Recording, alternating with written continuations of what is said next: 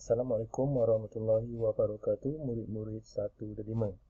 Seperti biasa, pada hari ini 27 Ogos, hari Jumaat, kita sama-sama untuk mempelajari bagi sesi PDPR Matematik tahun 1 dan 5.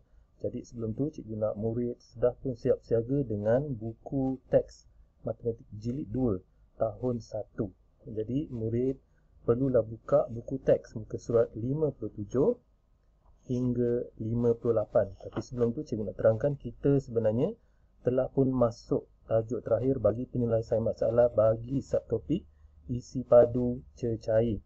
Sebelum ni kita telah pun masuk topik yang pertama, kita sentuh panjang, kemudian jisim sesuatu objek kan. Jadi hari ini kita masuk isi padu cecair. So pada hari ini cikgu nak seperti biasa sediakan buku tulis kotak atau petak tahun 1 dan 5. Murid tuliskan hari ini hari Jumaat bersamaan dengan 27 Ogos 2021.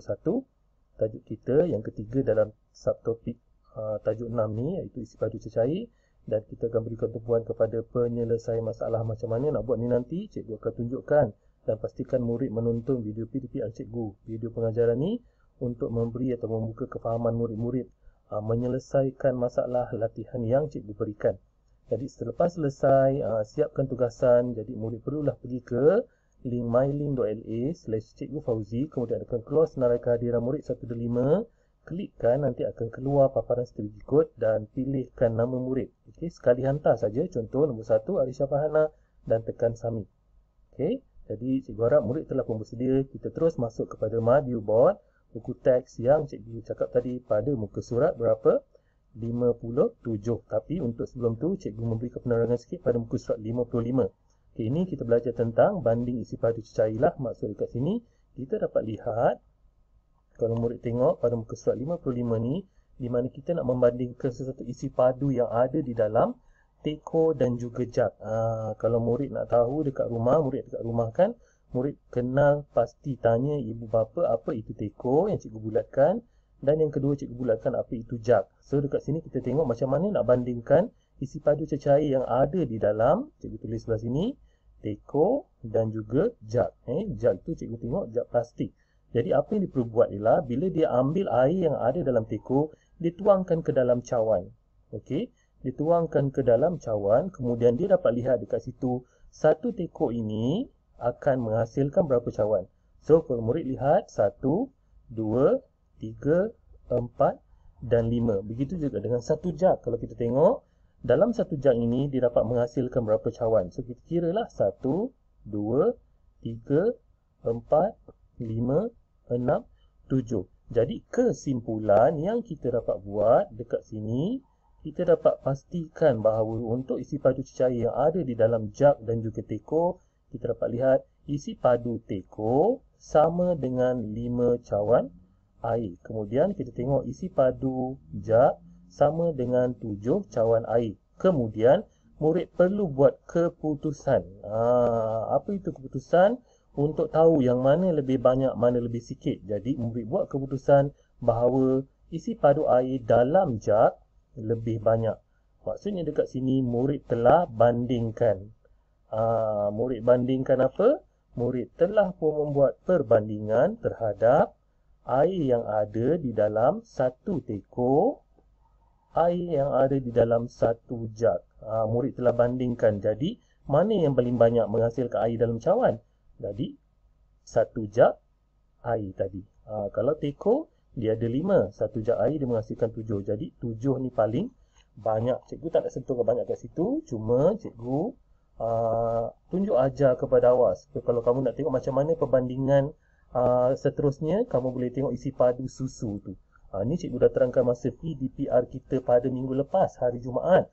Tetapi pada hari Selasa kita bercuti kan. Jadi cikgu tak dapat nak buat kelangsungan PDPR kita pada tajuk ini.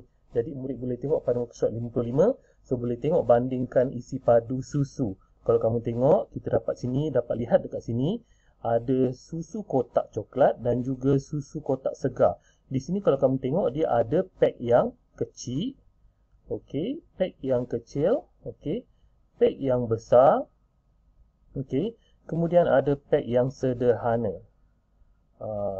Sederhana ni bermaksud sedang lah, okey, sedang kat situ. Jadi boleh dapat buat perbandingan.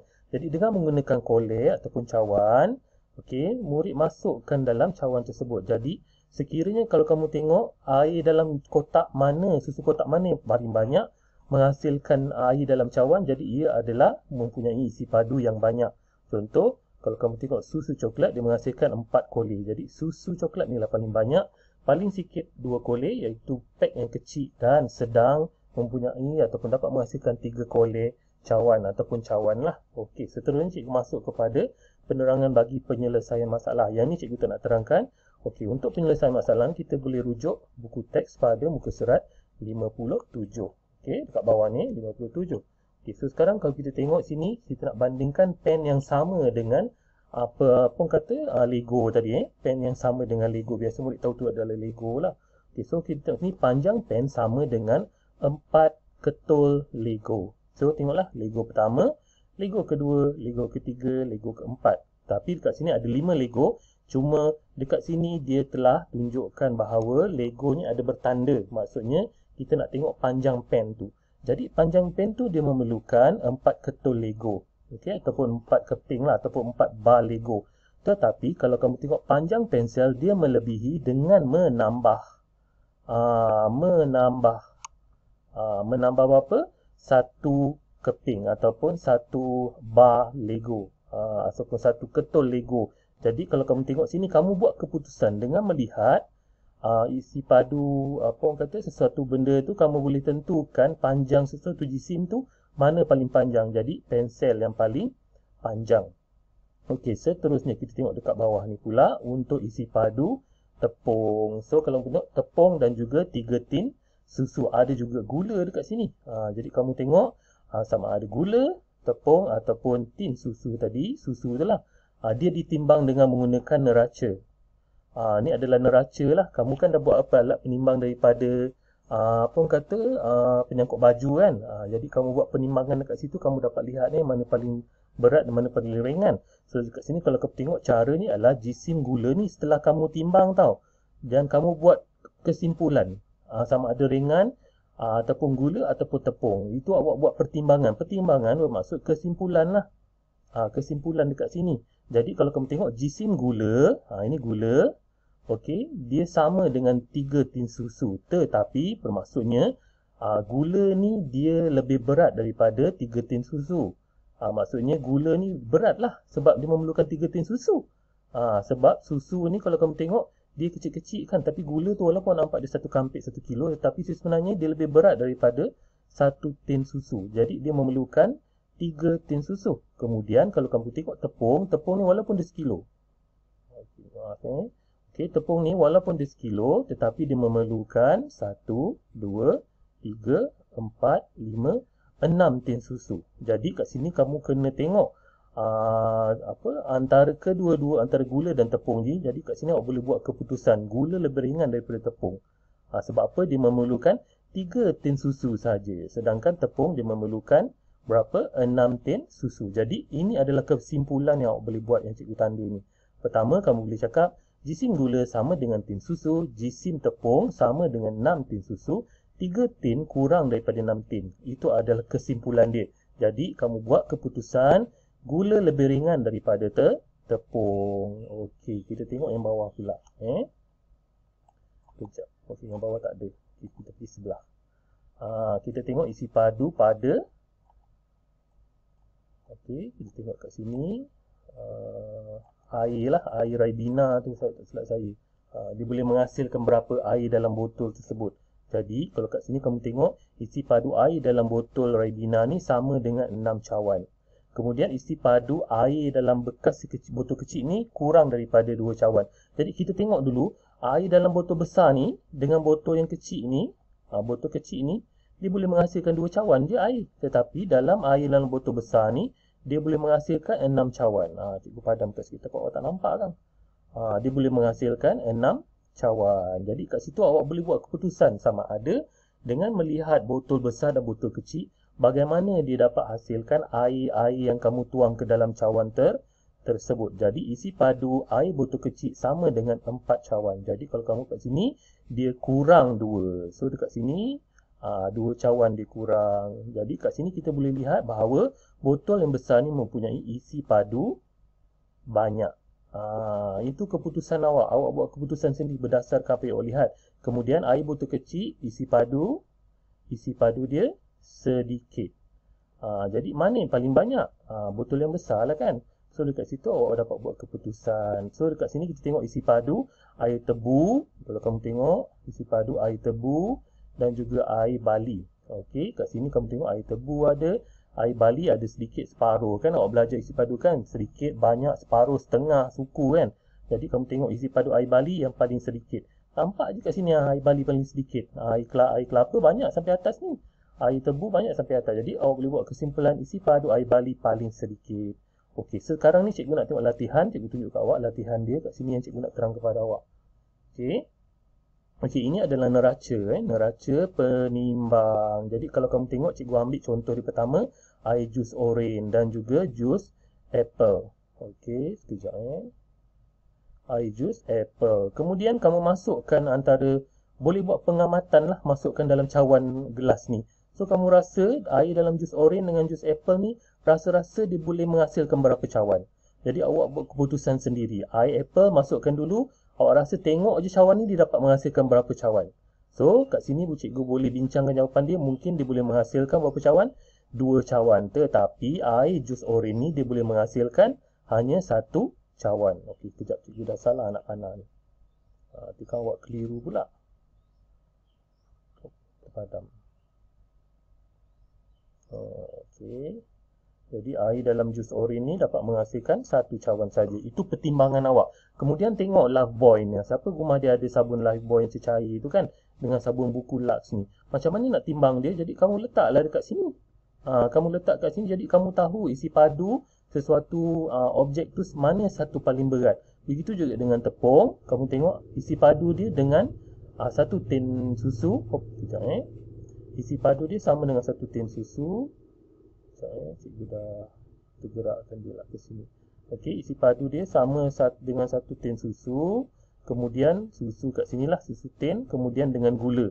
Kamu banding lah, kamu jangan banding semua. Kamu boleh ambil 2 je. Mula ambil gula, kemudian ambil susu. Bandingkan mana awak rasa paling berat. Lepas tu ambilkan gula dengan tepung pula. Bandingkan mana satu paling berat. Itulah penyelesaian masalah. Awak sendiri yang buat keputusan. Keputusan apa? Dengan melihat barang ataupun objek, sesuatu objek tu awak boleh buat keputusan. Yang mana satu cikgu yang paling berat, mana satu paling panjang, mana satu paling sedikit, mana satu paling kurang, mana satu setengah, mana satu tinggi, mana satu rendah. Awak boleh buat keputusan. So, ini adalah contoh ayat yang awak kena tulis nanti latihan yang cikgu bagi. Awak kena buat ayat ni. Okey, contoh, cikgu ambil, cikgu balik-balik, cikgu nak buat perbandingan di antara gula. Okey, gula ni, gula cikgu bulatkan warna merah. Okey, gula dengan tin susu. Awak pertimbangan lah, awak tengok tin susu dengan gula je awak letak dekat neraca penimbang ni. Awak letak dekat neraca penimbang ni, awak timbang, kemudian awak buat pengamatan kesimpulan bahawa jisim gula sama dengan 2 tin susu. Jisim gula tadi. So kat sini awak boleh tahu dah mana siapa yang paling berat. Okey, lepas tu jisim 2 tin susu sama dengan 1 kampit gula. Jadi awak buat kesimpulan pula. Jadi jisim gula, maksud apa? Gula lebih berat daripada 2 tin susu kat sini. Awak nampak 2 tin susu je, tetapi kalau kamu letak, katalah kamu letak di atas neraca penimbang ni, gula ni 1, susu ni 1. Jadi masih lagi gula ni berat sebab dia 1 kilo gula ni. Susu ni dia kurang. Tak percaya cuba kamu tengok dekat rumah. Awak memang pegang susu tu berat, tapi sebenarnya susu tu tak berat sebenarnya. Dia memerlukan 2 tin untuk sama berat dengan gula. Maksud dekat sini awak dah berjaya buat kesimpulan bahawa jisim gula lebih berat daripada 2 tin susu. Kemudian awak cuba buat pengamatan tepung pula. Okey, so dekat sini cikgu harap ibu bapa juga dapat mendorong anak-anak membuat perbandingan. Saya hanya mengajar saja dalam sesi pengajaran ni dengan menggunakan video ni rujuk apa penerangan saya untuk anak-anak tuan-tuan dan puan-puan. Jadi murid-murid akan faham nanti. Jadi selepas tu nanti barulah buat pertimbangan dekat sini. Okey, nanti cikgu akan bagi latihan selepas menonton video pengajaran ni. Cuma cikgu nak ingatkan sekali lagi, sukacita cikgu ingatkan selepas awak siapkan kerja, dekat bawah ni nanti latihan tau cikgu masukkan nanti. Okey, siap kerja nanti tolonglah isi kedatangan kat sini. Okey, so jangan lupa juga sertai aktiviti bulan kemerdekaan. Tanya cikgu-cikgu yang mengajar awak seni, yang mengajar awak seni visual music. Ada pertandingan-pertandingan sertailah. Okay, itu saja. Assalamualaikum.